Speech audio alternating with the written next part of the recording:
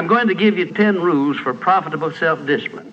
These are rules of my own making. They're very homely, some of them, but they'll be very helpful.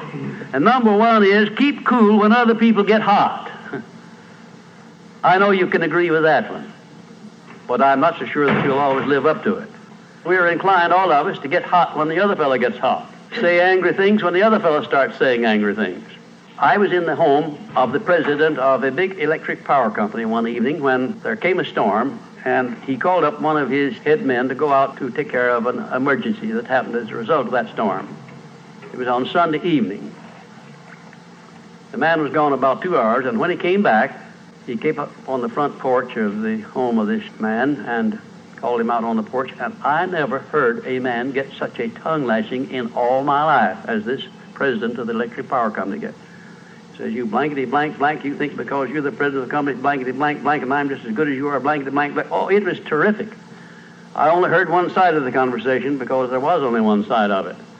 One man was doing all the talking, and one man was doing all the listening.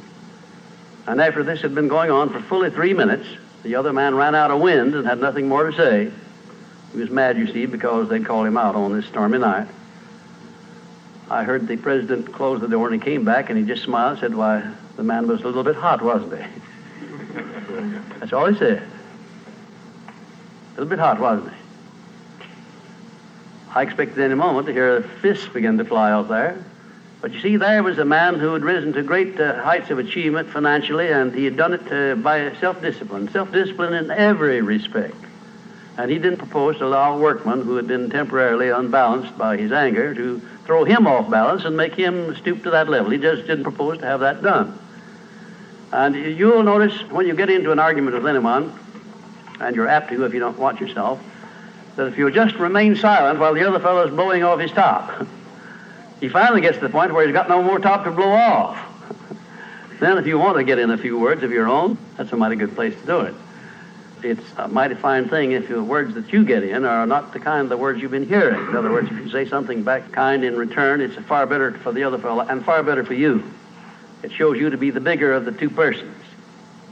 Now, anybody can get mad and blow his top because of what somebody does or says, and that's happening all the time.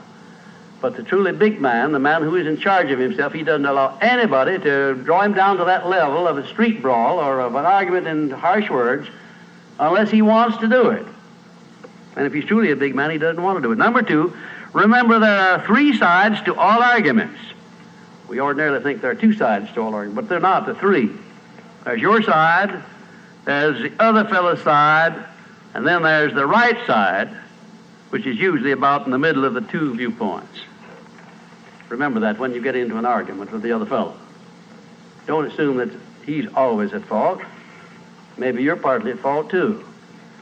Maybe neither one is totally at fault. The chances are, in all of the arguments I've ever heard, both parties were partly to blame in one way or another.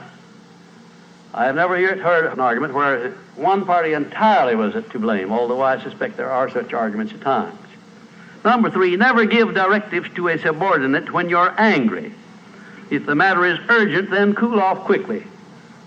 Number 4, treat all people as nearly as possible as if they were rich relatives from whom you expected to be remembered in their will. Now that's a good one. That's a honey.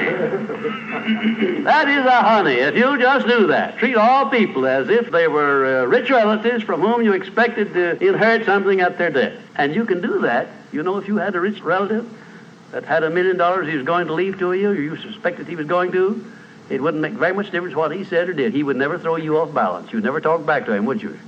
Of course you wouldn't. You'd be quite silly if you did. Keeping quiet for $1 million seems to me to be a very easy price to pay.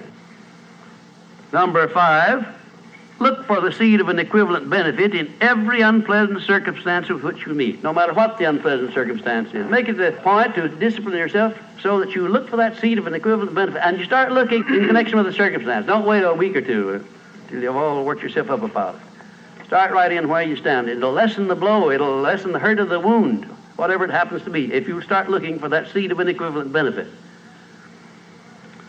And number 6, learn the almost forgotten art of asking questions and then listening to the answers instead of getting the other fellow told off. It gives you an awful lot of satisfaction when you're angry to get the other fellow told, doesn't it? And the temptation is very great to do that. I know, because I've been there many times. Don't do it. Be bigger than that. Listen to what the other fellow has to say, and then when somebody makes a statement that you're not sure about, learn to ask this one question. It's one of the most important questions in life. It'll serve more purposes than any other short question that I can think of. When somebody makes a statement that you're not sure about, or that you doubt, or that you question, ask a 4-word question. How do you know? And then wait for an answer and see him squirm. Oftentimes there is no answer. People make wild statements that they can't back up. And instead of getting into an argument and making an incident out of the matter and getting yourself worked up into an argument, let the other fellow stew in his own fat by putting him over the barrel by that question, how do you know? I had a clergyman in my class once who was very, well, I just don't know exactly how to describe him. He was a fanatic, you might say, on the subject of religion. And he was sure that he knew exactly what was going to happen to me after death. He said so in no uncertain terms, not in the class, but in a private conversation. And he raved and ranted for quite a little while about it. And when he got through, I said, how do you know, parson? And that really put him over the barrel. He said, that's the way I feel about it. That's my faith. I said, well, now, having belief and faith is one thing, but having evidence is something else again. How do you know what's going to happen to me after I die? I don't know, and I doubt that you do. How do you know? Well, he never did give me a satisfactory answer. There are a lot of questions that come up in life in connection with which, if you'll ask that one thing, how do you know, you'll find that the other fellow will be off balance, and you don't need to make an incident out of what he says. You don't need to get mad at what he says. 7, never say or do anything which may influence another person without first asking yourself this question: will it benefit him or hurt him? And if it will hurt him, don't do it. Don't say anything or do anything that would hurt another person under any circumstances, no matter how much he may deserve it. Exercise self-discipline. Don't do that, because if you hurt another man, you're going to hurt yourself 10 times as much at least, because that hurt will come back on you. I don't care who you are nor what circumstances you're working under or living under. If you hurt another person, you will be hurt 10 times as much.